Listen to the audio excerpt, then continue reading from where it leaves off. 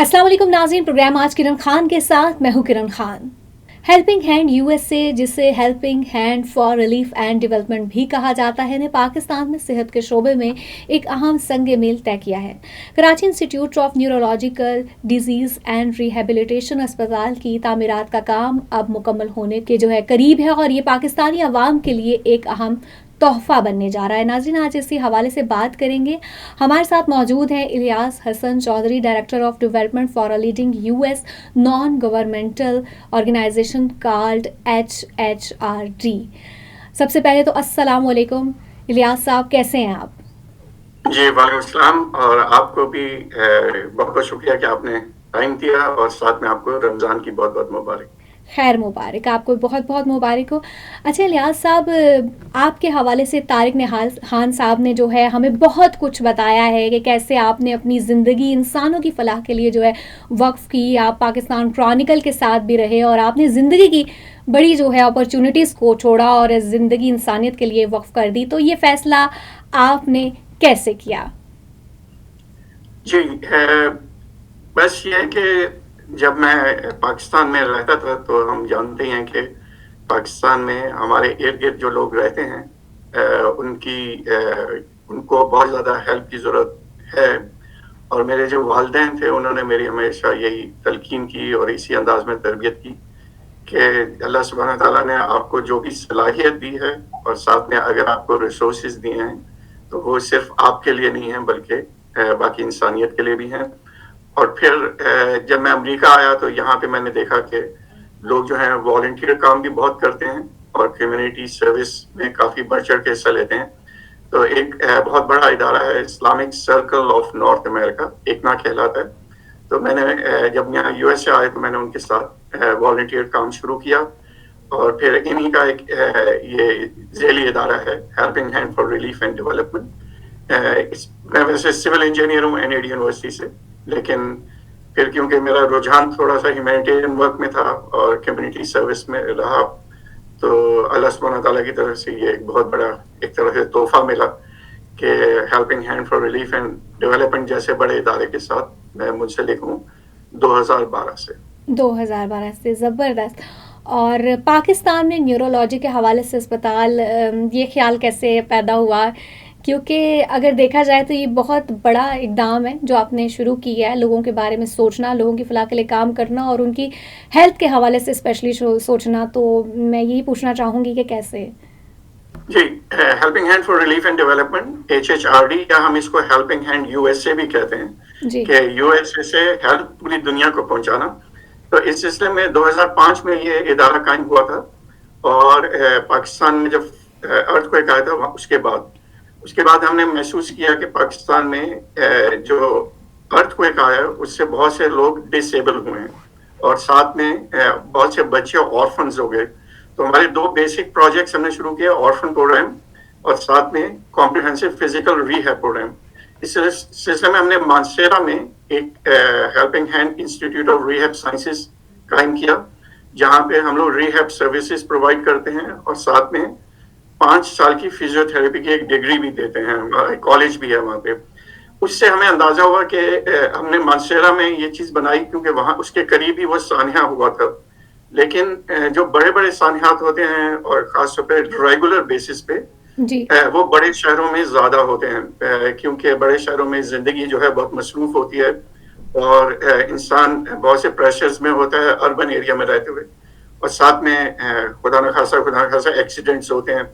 तो एक दफ़ा इंसान को कोई माजूरी हो जाए तो वो तकरीबन बेड पे रहता है और एक जो फाल किरदार अदा कर सकता है कम्युनिटी में वो नहीं अदा कर पाता। तो 2017 में हमने एक विजनिंग प्रोसेस के थ्रू हमने बहुत से पाकिस्तान में जो एक्सपर्ट थे, हमारे एडवाइजर्स थे, ख़ास तौर पे हमारे यूएसए में हमारे चेयरमैन उस ज़माने में HHRD के डॉक्टर मोहसिन अंसारी साहब और पाकिस्तान में बहुत से डॉक्टर्स और दीगर फील्ड के लोगों को हमारी एक कन्वर्सेशन हुई इस्लामाबाद में, और ये तय पाया कि हम पाकिस्तान में कोई एक ऐसा हेल्थ केयर में ऐसा कोई हॉस्पिटल बनाएं या एक ऐसा इदारा बनाएं जो कि पाकिस्तान में जिसकी किल्लत है, पाकिस्तान में मौजूद नहीं।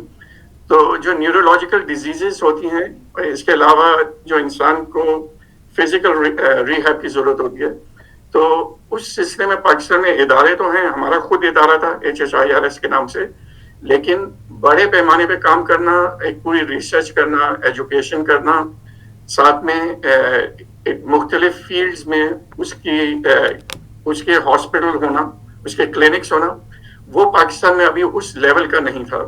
تو 2017 میں ہم نے یہ سوچا کہ ہم نیورولوجیکل ڈیزیزز کے سلسلے میں کام کریں گے، اور جو لوگ یہ نیورولوجیکل ڈیزیز کا شکار ہوتے ہیں ان کی زندگی کو بہتر کر کے نہ صرف ان کی فیملی کی زندگی بہتر ہوگی، بلکہ ان کے ارد گرد پورا معاشرہ جو ہے، جو کہ اس برڈن کا شکار ہوتا ہے، وہ کم ہو سکے گا برڈن. تو یہ ایک اصولی فیصلہ کیا گیا. اس کے بعد شروع میں ہم نے کراچی میں ہی سوراب گوٹ کے علاقے میں ایک ایگزسٹنگ ہیلتھ ہاسپٹل بلڈنگ تھی جو ایک ڈاکٹر ہیں انہوں نے بنائی تھی، لیکن انفارچونیٹلی وہ اس کو چلا نہیں پائے کیونکہ ان کی ڈیتھ کی وجہ سے ان کی. تو ان کی فیملی سے ہم نے وہ ہاسپٹل کی بلڈنگ خرید لی، اور شروع میں ہم نے وہاں پہ چلڈرن ود ڈسیبلٹی سینٹر اور بیسک ہیلتھ کیئر سینٹر بنایا.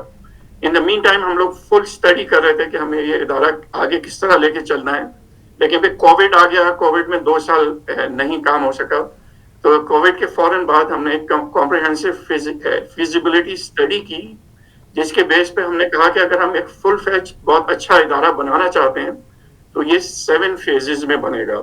اس کے پہلا فیز جو ہے وہ ہم اسی ہاسپٹل میں جو کہ سوراب گوٹ میں ہے، اس میں ایک آؤٹ پیشنٹ ادارہ بنائیں گے، اور پھر آگے چل کے ان پیشنٹ ہاسپٹل، پھر یونیورسٹی اور ریسرچ سینٹر اور 130 سیٹلائٹ سینٹر پاکستان میں بنائیں گے. جی بالکل، بلا شبہ بڑا اچھا اقدام ہے جو آپ نے شروع کیا ہے، لیکن ملک بھر میں 130 سیٹلائٹس کلینکس کا قیام کوئی چھوٹی بات نہیں ہے، اور شروع کرنا اور پھر اس کو جاری رکھنا، اتنے بڑے چیلنج کو جو ہے آپ کیسے جو ہے پورا کریں گے، اس حوالے سے بتائیے گا. جی، ہم لوگ 2005 سے جب کام کر رہے تھے تو شروع میں ہمیں یہ اندازہ تھا کہ ہمیں کوئی $1 یا $2 ملین کی عطیات ملیں گے، اور ہم پاکستان میں جا کے کسی پارٹنر آرگنائزیشن کے ساتھ مل کے وہ کام کر لیں گے. لیکن ہمیں محسوس ہوا کہ جو لوگ پاکستان سے باہر رہتے ہیں، خاص طور پہ امریکہ، انگلستان اور دیگر ممالک میں، ان کے دل جو ہے ہمیشہ پاکستان کے لیے دھڑکتے ہیں. تو جب ہمیں یہ کام شروع کیا تو ہمیں شروع میں ہی $4 to $5 ملین تقریباً لوگوں نے عطیات دیے. اس کے تحت پھر ہم نے پاکستان میں اپنے آپ کو رجسٹر کیا تاکہ ہم لانگ ٹرم کام کر سکیں، اور اس سے ہمیں حوصلہ ملا کہ جب آپ کوئی چیز صدق کے دل سے کرتے ہیں، سنسیئرٹی کے ساتھ کرتے ہیں، اور آپ کے ساتھ لوگ بھی سنسیئر ہوتے ہیں جو کہ آپ کو عطیات دے رہے ہوتے ہیں، تو اللہ سبحانہ تعالیٰ کی بلیسنگز آتی ہیں. تو آہستہ آہستہ ہم نے اپنا کام بڑھایا، یہاں تک کہ اس وقت ہم لوگ 10 مختلف ممالک میں بھی رجسٹرڈ ہیں، نہ صرف پاکستان بلکہ باقی جگہوں پہ. تو ہمیں پوری امید ہے کہ آپ ایک قدم بڑھائیں، اللہ سبحانہ تعالیٰ 10 قدموں کے ساتھ آپ کی طرف آتا ہے اگر آپ وہ کام صدق کے دل سے کریں. بالکل، اور راستے بھی کھلتے ہیں. اس سلسلے میں ہماری ٹیم، ہماری لیڈرشپ کافی کانفیڈنٹ تھی کہ انشاءاللہ یہ ہو سکتا ہے. یقیناً بہت بڑا کام ہے. تو ہم نے سوچا یہ کہ اس کو فیزز میں کیا جائے. تو پہلا فیز میں صرف یہ آؤٹ پیشنٹ جہاں پہ 600 سے لے کے 1000 مریض روزانہ آئیں گے، اور ان کی دیکھ بھال کی جائے گی اگلے 2 سال تک. اس کے بعد پھر ہم لوگ اس کو آہستہ آہستہ بڑھائیں گے، اور پھر دیکھیں گے کہ 130 سینٹر کن فیزز میں اور کن کن ڈسٹرکٹس میں آئیں گے ڈاؤن دا روڈ. اس وقت جیسا میں بتایا کہ ہمارا آرفن سپورٹ پروگرام ہے پاکستان میں، جس میں 69 ڈسٹرکٹس میں ہم لوگ ہمارے آرفنز ہیں جن کی ہم کفالت کر رہے ہیں. تو آلریڈی ہمارا سیٹ اپ ہے 69 ڈسٹرکٹس میں پاکستان کی. تو یہ آہستہ آہستہ ہم انشاءاللہ بڑھائیں گے، اور آپ جیسے لوگ جو ہیں وہ ان کا تعاون ہمارے ساتھ رہے گا، اور باقی جو لوگ ضرور انشاءاللہ. لیکن اگر یہاں میں پوچھنا چاہوں گی، پاکستان میں تو نیورولوجیکل کے حوالے سے کافی زیادہ جو ہے آلریڈی ادارے ہیں، تو آپ کا اسپتال نیورولوجیکل کیئر کے شعبے میں کیسے جو ہے انقلاب برپا کرے گا؟ جی، اس میں جیسا میں نے بتایا کہ پاکستان میں کراچی میں بھی آغا خان ہے، دیگر ہسپتال ہیں، ان کے ڈفرینٹ وارڈز ہیں نیورولوجیکل ڈیزیزز کے. لیکن ایک لانگ ٹرم جو ریہیبلیٹیشن کی ضرورت ہوتی ہے جس سے انسان جو ہے اس کی زندگی فعال ہو سکے، تو مینٹین کرنے کے حد تک کہ آپ کو کوئی ڈیزیز ہوگی, آپ کو کچھ مینٹین کرنا ہے, آپ کو اپنی زندگی کو تھوڑا سا بڑھانا ہے, سسٹین کرنا ہے, تو مینٹیننس کے حد تک تو کافی کام ہے. لیکن لانگ ٹرم جو ریہیب ہے, جس سے انسان واپس اس زندگی میں آ سکے اور اپنا فعال کردار ادا کر سکے, اس سلسلے میں کم ہیں ادارے اور کم ہے کام. تو یہ اپنی نوعیت کا سب سے منفرد ہسپتال ہوگا انشاءاللہ, اور یہ سب سے بڑا ہسپتال ہوگا. اس میں انشاءاللہ جیسا میں نے کہا کہ ڈاؤن دا روڈ 120 بیڈ سے ایک آؤٹ ان پیشنٹ ہاسپٹل بنے گا انشاءاللہ. شروع میں 2 سال آؤٹ پیشنٹ رہے گا, پھر یہ ان پیشنٹ جائے گا. ساتھ میں ہم لوگوں کی جو ایکسپیرینس ہے مانسیرا سے, اس کے تحت ہم یہاں پہ یونیورسٹی قائم کریں گے نرسنگ کی, اور ساتھ میں ریہیب کی, جس میں ریسرچ بھی ہوگی اور ڈگری بھی دی جائے گی.